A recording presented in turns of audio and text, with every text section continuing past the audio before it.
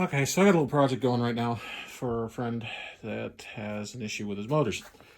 He's got an Expedition that's got a 2000 year model and has the 5.4 liter single overhead cam, 2 valve per cylinder engine. There's a head sitting there that gives you kind of a look at it. And this is actually 2 engines worth because I needed a donor motor. I want to go over some of the stuff I found, and it's fairly common with these engines. So let's take a look at some stuff. These are the motors that like to blow plugs out of the engine. And what I want to do is turn this head over so you can take a look at it, because this is an example of what goes wrong. So let me zoom down in here real tight. Okay, that's a threaded insert that has been put in to the cylinder here. And you can see the erosion of the aluminum where the threaded insert was put in. That's not going to hold. These are standard inserts instead of what's called a Calvan style insert. Now this motor's kind of special. If you look at it with some more intensity and count or look in deep in the cylinders, I'm going to try and get tight in here. It's kind of hard for me to do it. The average count of threads on a good hole is 4. So if you're looking at this one, you can count that. There's approximately 4 threads in there to hold the plug. Let me spin around here, grab a typical plug for this engine. So this is a plug that belongs in there. If you look at it, you can see the top of it absolutely covered with crud because it's not actually in the cylinder threads. There's a reason why these things blow out. That's aluminum. It's taking a lot of heat stress, and there isn't nearly enough of it. So, yucky. Yucky icky. That's that problem. Now, if we keep looking at it, the other thing that you'll notice about these guys, now it's an interference motor, so timing is critical, and I'm not going to get into that in too big a detail, but these motors require good oil flow. This is coming off an engine that was a donor because I needed camshafts. I want to turn it over. I want to point out some stuff up here on the top. Okay. I need to get in here real tight so that you can get a view kind of at the side of this. Do you see that kind of fuzzy look off the end of my finger there? You can distinctly feel it if you draw your finger up the side of this. You're going to feel something trying to grab your finger. The aluminum in here is being washed out by the motion of the cam, and wear is showing up in there. So those cam journals are starting to get sloppy. And it happens on all the middle ones. This one's doing it too. The end journal doesn't so much because it has the end guides and has better oil pressure, it seems. This is the other end journal, the one that has the 3 bolts.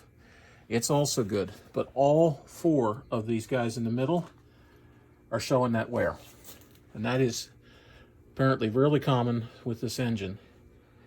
There is one fix to do to it that works. You have to kind of line bore it out and put in bearing sleeves, and there is a company out there that makes a system that can be done, the line boring can be done with a ream and a set of guides and a drill driving the ream, and you can drill them out and put half shell bearings in there. The company's called Durabond. The thing is, they don't list it for the single overhead cam 2-valve engine. They list it for the single overhead cam 3-valve engine. However, the numbers for the sizes in here are exactly the same. So without consulting Durabond, don't hold me to it, but I expect I could ream these out and replace them up. Well, this head with its erosion problems is basically a dead puppy. It isn't worth fixing. Okay, so there are also interchangeable heads, unlike I believe the 3 valves are. These can be turned back and forth, because if you look, that right there is the same as the other end where the hydraulic tensioner adjustment rig goes for the timing chains. This one does not have a plug in the oil gallery hole, where this one will have a plug in that hole right there. Let me give a view on it. So if you take the plug out of one end and put it at the other end, you've immediately converted the head from a left to a right head, that's all. Or right to left, depending on what you're working on. Cool beans. So, my whole reason for having to do the engine is that on the original motor, one of the heads looks to have been replaced. The head is in much better shape than the passenger side head. The driver's side head is in much better shape than the passenger side head. They both have the wear up in here, which indicates not taking care of the oil in the engine. But that newer head does not have the valve problems that the older head does. The older head, the valves weren't closing on number 2.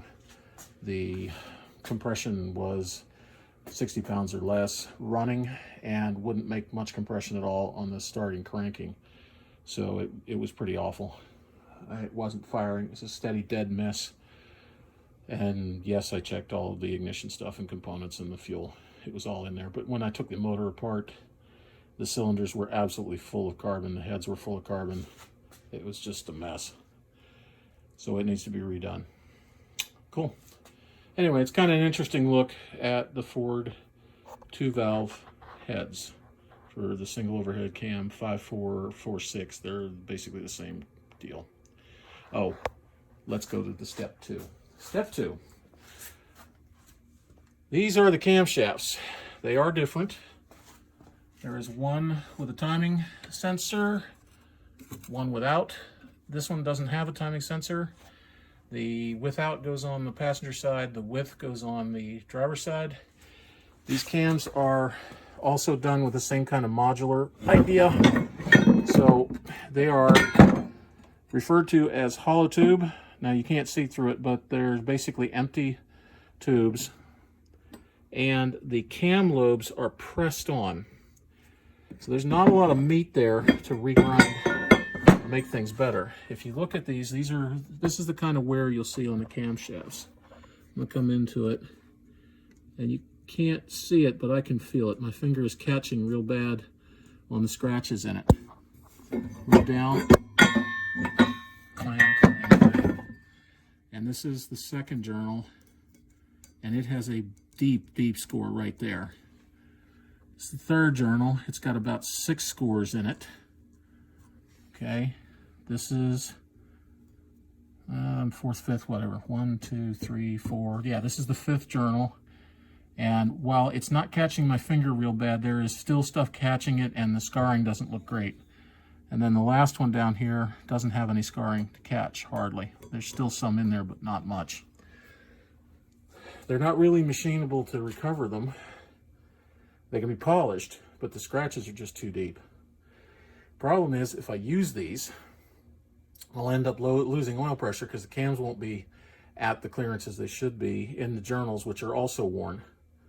So I had to find some camshafts for it. But that is what happens when you run old oil and not change it enough.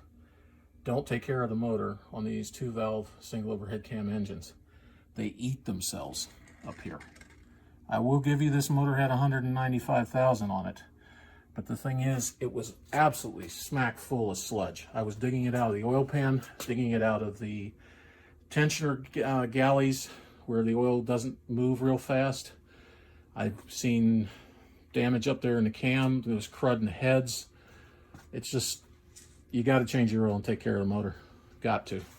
These engines are sensitive to it. Anyway, there it is in a nutshell. Hope this is interesting to somebody.